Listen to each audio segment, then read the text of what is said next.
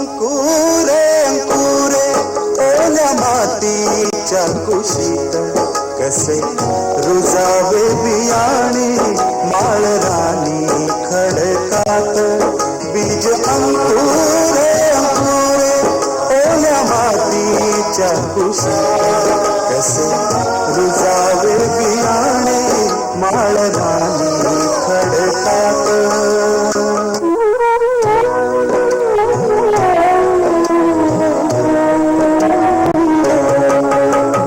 हवी निगराणी हवी मायेची भाकर लख प्रकाश निर्मळ त्यात कष्टाचा बाजार हवी अंधार दाराती चंद्र किरणाची साथ कसे रुजावे बियाणे माळरानी खडकात बीज अंकुरे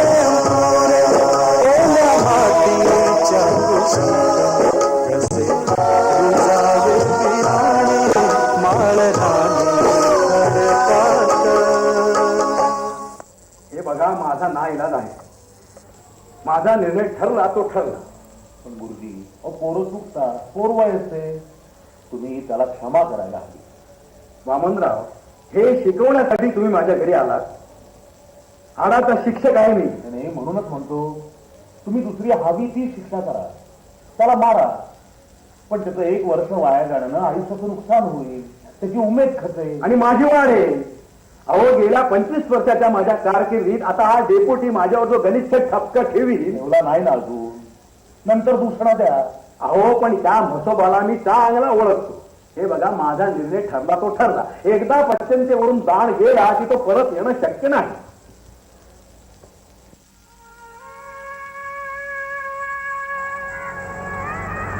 काय झालं? मोठ्यांना मोठे पण नाही आणि लहानांना लहान पण नाही. दुसरं काय?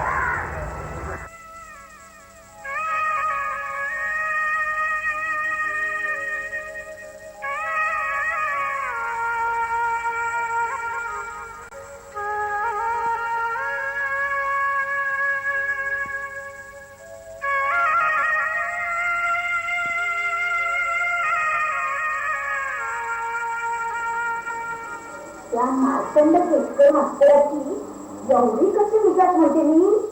अगो, त्या मास्तरदाराची चांगली ओळखते हो. आणि सांगते ते वेगळी खोयची काय गो? हा, त्या लहानपणासाठी रडत काय बसले? कालपासून पोराच्या पोटात काही नाहीये. गोंजारून झालं, गोंजारून झालं, दाबदाबच दाखवून झाला की मला पोट तुम्हाला ठाऊकच आहे. बाई, पण असं रडत बसून तर प्रश्न सुटणार आहे? हातपाय हलवायला हवे. ही आजची जाते आणि त्या केसकर मास्तराचे चांगले कामच लहान करून घेते बघ. अगो, मग आम्ही दोघी आजी आहोत कशाला? काय बघ म्हणू, असे जाऊया.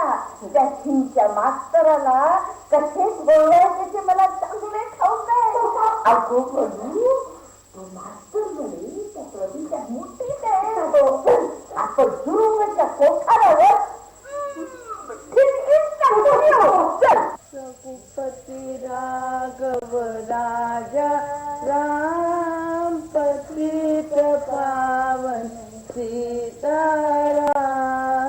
रघुपती राघव राजा राम पतित पावन सीताराम. रघुपती राघव राजा राम पतित पावन सीताराम. अहो, काय सांगताय का? हरताळकेच्या दिवशी त्या पोरानं त्या चोराला पकडला. अगो, तोच आमचा गोट्या. अगो बाई, इतका हुशार मुलगा आणि यांनी त्याच्यावर असा राग धरावा. आता तूच बघ म्हणजे झाले. आणि इतका हुशार असून उपयोग काय? तुझा नवरा मेला, आपला एका सोडायला काही तयार नाही. यांचा मेला स्वभावच असा. मी म्हणेन तेच खरं. अरे कर्मा, अगो म्हणजे मगापासून आपण जे बोललो ते म्हणजे उपड्या घड्यावर पाणी. नाही नाही नाही, म्हणजे मी माघार घेते असं नका समजू. मी ही काही कमी नाही म्हटलं. ह्यांची सगळी आरेरावी उंबरठ्याच्या बाहेर. माझ्या समोर नाही म्हणायची प्राज्ञा नाही यांची. बघतेच गोट्याला कसा परीक्षेला बसू देत नाही ते. अहो, आम्हाला त्या गोट्याविषयी माया वाटते म्हणून आम्ही आपले तुला सांगितले. हो. नाहीतर बाई असे नको व्हायला. आमच्यामुळे तुम्हा दोघांची तुष्ट. तेच म्हणते. अहो कसलं आलंय वितुष्ट. तुम्ही अगदी निश्चिंत राहा. बघो बाई, हो. आम्हाला शब्द दिलाय. होय हो होय. हा, नक्की ना? अगदी नक्की. मग आता आम्ही निघू. हो. चल चल. या. सांभाळून जा हो. आम्ही सांगितलेले विसरू नको. नाही तुम्ही काही काळजी करू नका. येऊ तर दे त्यांना आज. बघतेच मी त्यांच्याकडे. रघुपती राघव राजा राम पतित पावन सीताराम. अहो अहो अहो, शाळेची वेळ झाली. आमच्या पोटात ते 4 घास घालणारच का? अहो एवढं ओरडायला काय झालंय. मी बहिरी नाही. आतमध्ये पान मांडलंय. जा आणि घ्या. अगदी यथेच्छ जेवून घ्या. पोटभर जेवा.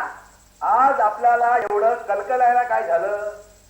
अगो बाई, म्हणजे मगापासून मी कोकलते त्याचं काहीच नाही. नळी फुंकिली सोनारे, इकडून तिकडे गेले वारे. हे बघा, त्या मुलाच्या बाबतीत काय निर्णय घ्यायचा आणि काय नाही हे सर्वस्वी माझ्या हातात आहे. समजलं? अहो पण इतक्या हुशार मुलाचं नुकसान कशासाठी करताय? सगळा गाव जरी माझ्या विरुद्ध गेला तरी त्या मुलाचं काय करायचं आणि काय नाही करायचं हे मी ठरवी. हे बघा, त्या मुलाने माझे सगळे दागिने त्या चोराला पकडून मिळवून दिले. हो. कमीत कमी त्याची तर काही चाड. हो, पण त्या मुलानं शिक्षक म्हणून असलेली माझी आबरू धुळीला मिळवली. त्याचं काय? हे बघा, तुम्ही जर गोट्याला परीक्षेला बसू देणार नसाल तर मग मी माघारी निघून जाईल. हुशार जा. नाही म्हणजे मी सुद्धा रजा घेतो आणि तुझ्या मागोमाग तुझ्या माहेरी येतो. काय? काही नाही, जातो गिळायला. गिळा अगदी. ते पोरग तिकडे उपास करतय आणि ह्यांना जेवायचं सुचतंय. रघुपती राघव राजा राम पतित पावन सीताराम.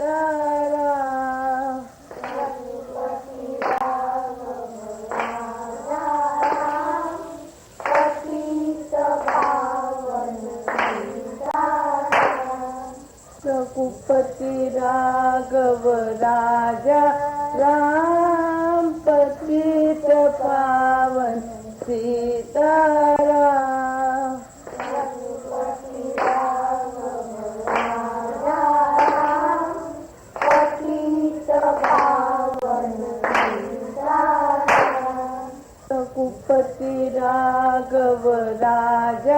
राम पतित पावन सीताराम. रघुपती राघव राजा राम पतित पावन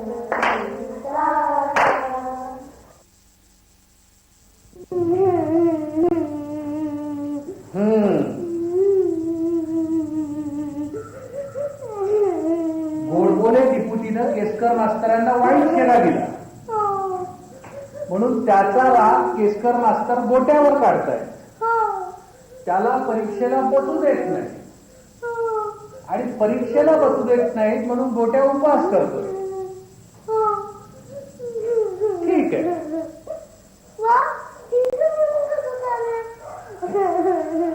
अगं रडू नकोस. मी असं म्हणते, तुम्ही जर केसकर मास्तरांना बोलावून घेतलं तर कसं होईल? अहो, नुसतं केसकर मास्तरांना बोलून नाही चालायचं. त्या गोडबोलेलाही सांगायला हवं की बाबा असला वाईट चेहरा देऊ नकोस. अगं रडतेस कशाला? मला नाही का रडायला येणार?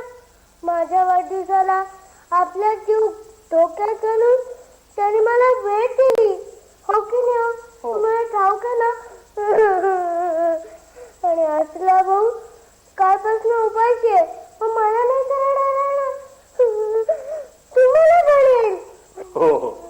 मला पण येईल. मग काहीतरी करून त्याला उपास सोडायला सांगा. बर बर सांगतो. नाही तर मी इथेच रडत बसेन.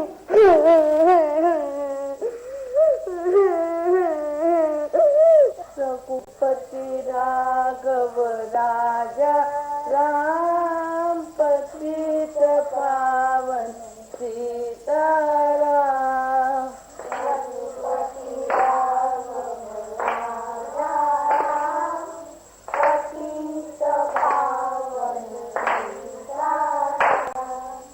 रघुपती राघव राजा.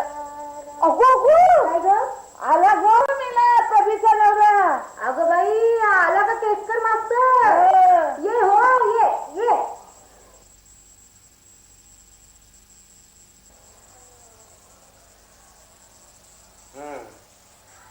गोट्या आणि त्याच्या मित्रांची ही चळवळ पाहू जाता आपल्या हक्कासाठी 18 दिवस युद्ध करणाऱ्या पांडवांची मला आज आठवण झाली. हो पुरे पुरे पुरे पुरे. तेव्हा गोट्याची तिसरीची परीक्षा घेण्याचा निर्णय 18 दिवसाच्या आत मी घेतलेला आहे. अगो बाई खुश हलते. अगो लवकर आज जा आणि सरबताचा पेला देऊन येऊ. या महात्माच्या हातूनच त्या गोट्याने देऊया म्हणजे त्याचे उपोषण सुटे. आणा आणा सरबत आणा. अहो अशा भाग्यवान मुलाच्या आई आहात तुम्ही. जा जा घेऊन या. अरे मास्तरा उशिरा का होईना पण देवाने तुला चांगली बुद्धी दिली हो. गप्प बसा.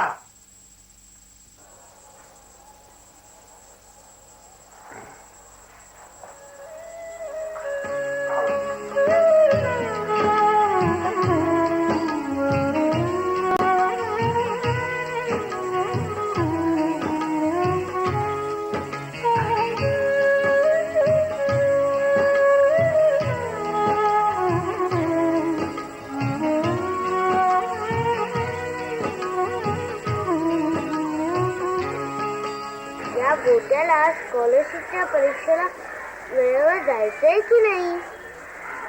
अरे पुरे झाले रे तुझे नमस्कार. अख्ख्या गावाला नमस्कार करीत बसतोस. तुला पण करावं वाटतो पण माई म्हणते लहानांना नमस्कार करू नये. दरे हे बघ कोपऱ्यावरल्या मारुतीला हा नारळ फोड. मागच्या वेळेसारखा गुरुजींच्या समोर सोडू नकोस. आठवतंय ना मागच्या वेळी घडलेलं महाभारत. हो हो मलाच निस्तरावं लागलं सगळं.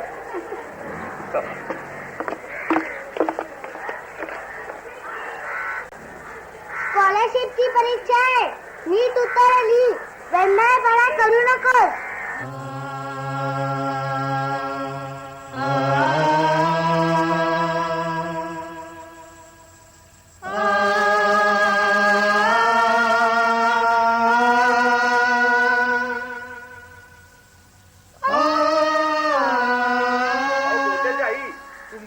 स्कॉलरशिप परीक्षेत जिल्ह्यात पहिला आलाय. तुमचा गोट्या स्कॉलरशिप परीक्षेत जिल्ह्यात पहिला आलाय. गोट्याच्या आई तुमचा गोट्या स्कॉलरशिप परीक्षेत जिल्ह्यात पहिला आलाय.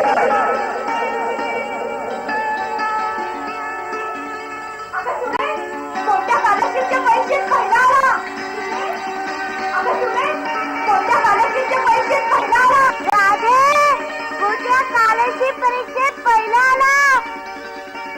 राधे कोणत्या स्कॉलरशिप परीक्षेत पहिला आला. कोणत्या स्कॉलरशिप परीक्षेत पास झाला. कोणत्या स्कॉलरशिप परीक्षेत पास झाला. सासूबाई कोणत्या स्कॉलरशिप परीक्षेत पास झाला. सांगतेस ना. अगो माझा गोट्या स्कॉलरशिपच्या परीक्षेत पहिला आला. अगो माझा गोट्या स्कॉलरशिपच्या परीक्षेत पहिला आला. अरे मध्ये गोट्या स्कॉलरशिप मध्ये पहिला आला. गोट्या स्कॉलरशिप मध्ये पहिला आला. अगं गंगे आपला गोट्या कशात तरी पास झाला. तुला पण झाला ना आनंद.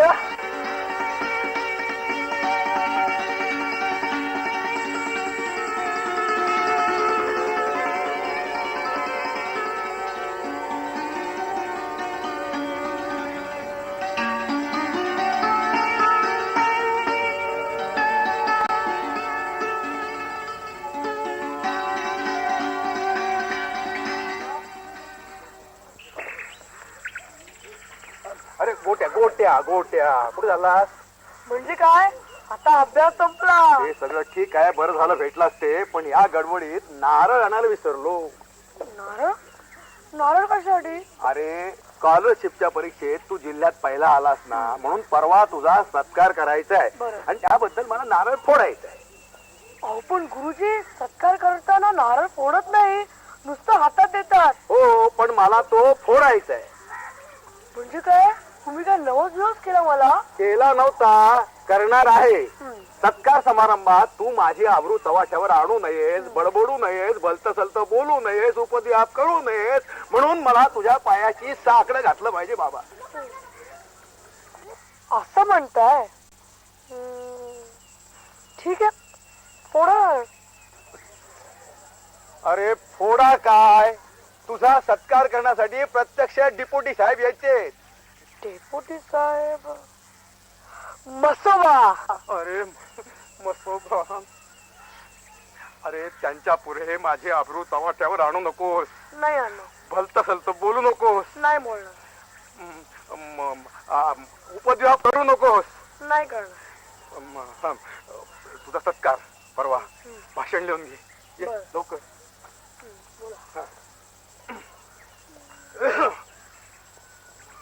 लवकर का अक्षर स्वच्छ काढ. बोला. परम आदरणीय डिप्युटी साहेब, आदरणीय डिप्युटी साहेब, आदरणीय केसकर गुरुजी. अरे हे मनापासून वाटत नसलं तरी बोलावं. असं कसं गुरुजी? तुमच्याबद्दल किती आदर आहे ते छाती फोडून दाखवू? नको नको, नारळ फोडून दाखवलंयस ना तेवढं पुरं आहे, छाती नको फोडून बाबा. बर. आदरणीय केसकर गुरुजी, आदरणीय. ते आधी लिहिलंय. आजच्या या सत्कार समारंभाचे अध्यक्ष, शाळेचे ट्रस्टी साने वकील, शाळेचे मुख्याध्यापक केसकर गुरुजी, उपस्थित बंधू भगिनींनो आणि माझ्या विद्यार्थी मित्रांनो, आपल्या शाळेचा विद्यार्थी विश्वास लेले हा स्कॉलरशिपच्या परीक्षेत जिल्ह्यातून सर्वप्रथम आल्याबद्दल मी त्याचं मनपूर्वक अभिनंदन करतो.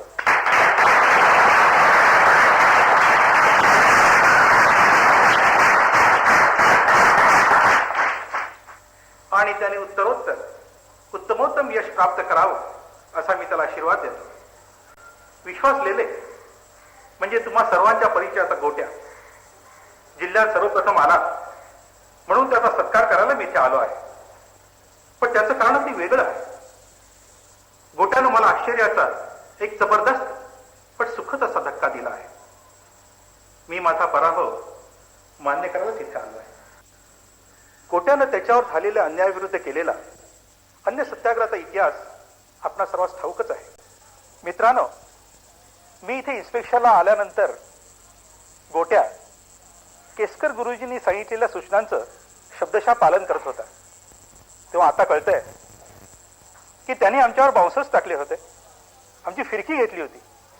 इतकंच काय, सहजगत्या त्यांनी आमची विकेटही उडवली होती. शिक्षकाचा धर्म